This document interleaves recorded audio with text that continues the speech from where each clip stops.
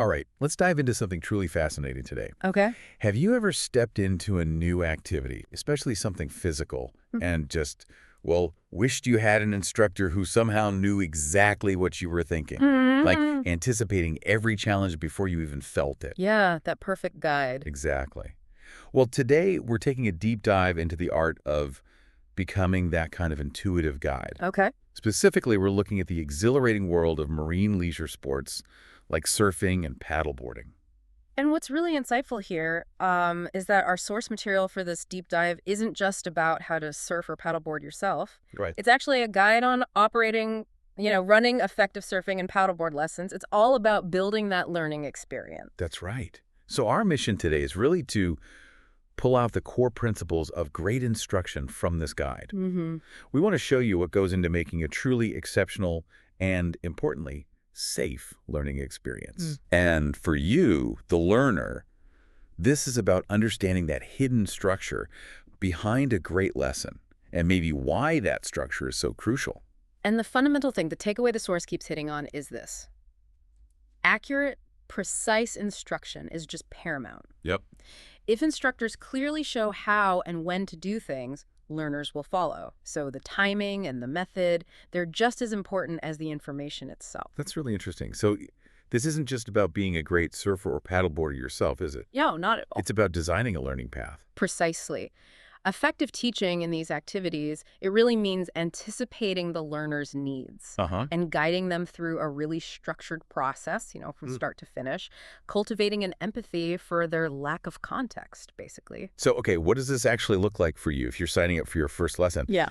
Our source, this guide, it breaks the whole process down into 3 clear phases, right? Phases every great lesson should follow. That's right. Think of it as maybe a comprehensive journey. You've got the preparation phase, then the experience phase, that's the actual time on the water. Right. And finally, the conclusion phase. Each one is designed specifically to maximize learning and, of course, safety. Okay, let's kick things off with phase 1, preparation. Before you even get near the water, what absolutely has to be covered? Well, communication is it's the bedrock here. Right. The instructor really needs to clearly outline the entire course process right from the very beginning. The whole plan. The whole plan, explaining what skills will be taught, what practical exercises you can expect, the overall flow, from maybe some indoor theory to the outdoor practice. And the practical details, too. Oh, absolutely. Crystal clear instructions on the specific meeting point, what clothes to wear, where you can safely leave your personal things, where to change, where non-swimmers should grab a life jacket. And exactly how the outdoor part is going to proceed. The goal is basically to get rid of any pre-lesson anxiety. Makes sense. Yeah. So you know exactly what's coming.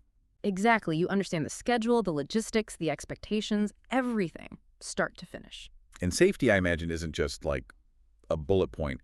It's woven in from the start. Oh, crucially so, yeah. The guide really emphasizes this.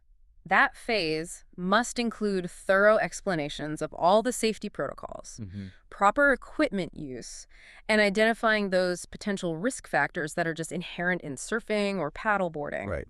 Building that foundation of awareness. Precisely. Okay, so the stage is set.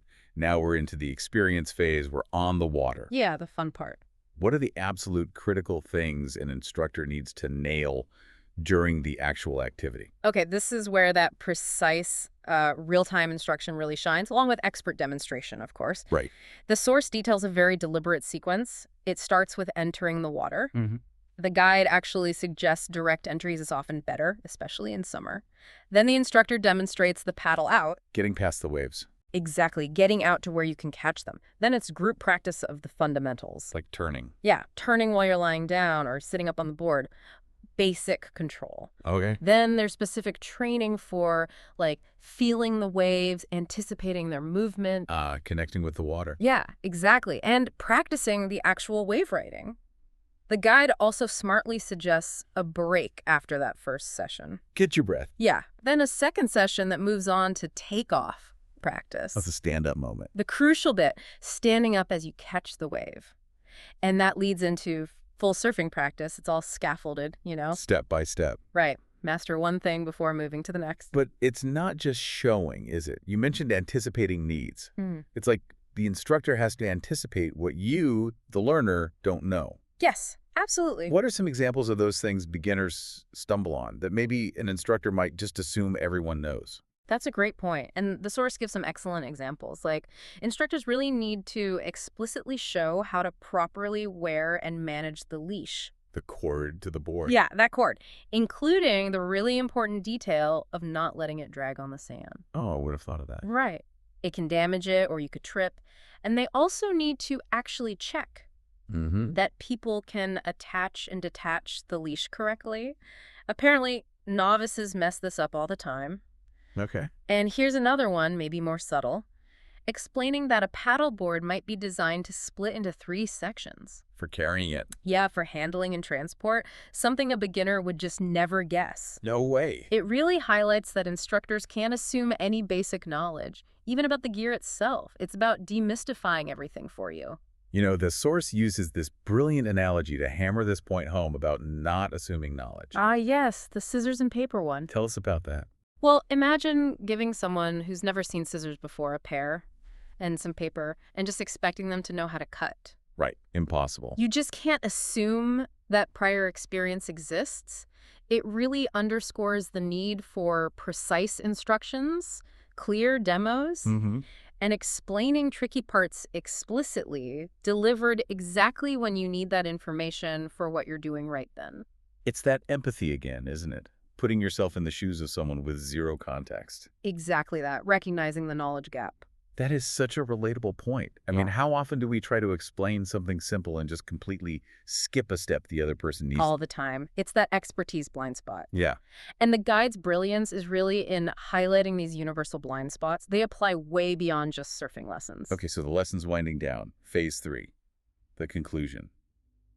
The deep dive isn't quite over yet.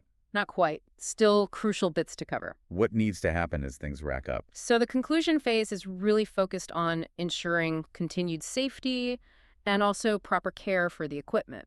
This means a good discussion about post-session precautions, maybe even some individual safety tips for if you decide to try the sport on your own later. Like reading currents or something. Exactly. Local conditions, safe spots, things like that. And critically, providing really clear, specific guidance on how and where to store the equipment properly after you use it. Don't just leave it on the beach. Definitely not. The source points out learners often just don't know where things go back correctly, like down to the specific rack or the designated area. They need that explicit direction for handling the gear respectfully and safely. Got it. So bringing this all together, what does this meticulous planning really mean for you, the listener? Whether you're thinking of trying a new sport or just curious about what makes great teaching work. Well, what's truly fascinating here is just how much deep thought and meticulous planning goes into creating what feels like a smooth, intuitive, effortless, and most importantly, safe learning experience for you. It's a powerful reminder, I think, that real expertise in teaching isn't just about being amazing at the skill yourself. Right. It's about meticulously designing that entire learning journey, anticipating every potential confusion, every difficulty, and providing exactly the right guidance at the perfect moment. This really makes me wonder, thinking beyond sports now, where else in our lives, maybe at work or home, might we be unknowingly assuming prior knowledge? In ourselves or in others? That's a great question. And how might a more structured step-by-step approach, kind of like the one we've unpacked today from surfing lessons, how might that unlock greater understanding or success in those other areas?